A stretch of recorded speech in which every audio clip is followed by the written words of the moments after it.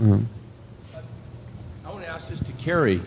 How do they misuse PCR to estimate all these supposed free viral RNAs that may or may not be there?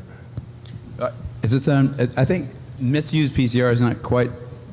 I don't think you can misuse PCR. Actually, no, the results, the interpretation of it. See, if you can say, if they could find this virus in you at all, and with PCR, if you do it well, you can find almost anything in anybody. It starts making you believe in the sort of Buddhist notion that everything is contained in everything else, right? I mean, because if you can amplify one single molecule up to something that you can really measure, which PCR can do, then there's just very few molecules that you don't have at least one single one of them in your body, okay? So that could be thought of as a misuse of it, just to claim that it's meaningful.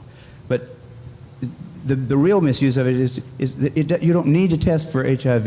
You don't need to test for the other 10,000 retroviruses that are unnamed also in the subject. See, somebody that's got HIV generally is going to have almost anything that you can test for because they have definitely been. HIV is a fairly rare virus. There's only 1 million of us out of 250, 300 million people in America that have that virus. So you have to get around, either your mother had to have it and pass it to you, or you have to really be paying a lot of attention to people that do have it and paying only attention to them and get a pretty good chance of getting it that way. It's hard to get it, but if you have it, there's a good chance you've also got a lot of other ones. Because you've been in the market for it's been possible for you to get a lot of. To test for that one and say that has any special meaning is what I think is the problem. Not that PCR has been misused. It's like. Is it an estimation? It's not an estimation. No, it's a really quantitative thing. It tells you something about nature and about what's there, but it allows you to take a very minuscule amount of anything and make it measurable and then talk about it in meetings and stuff like it is important.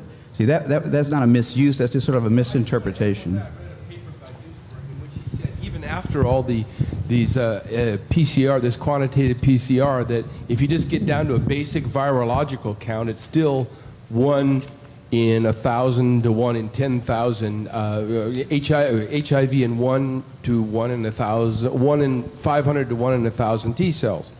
It is. No, there's very little of what they call HIV, and what's been brought out here by Philpott and Isai already. The measurement for it is not exact at all. It's not as good as our measurement for things like apples. An apple is an apple. You know, you can get something that's kind of like, if you got enough things that look kind of like an apple and you stick them all together, you might think of it as an apple.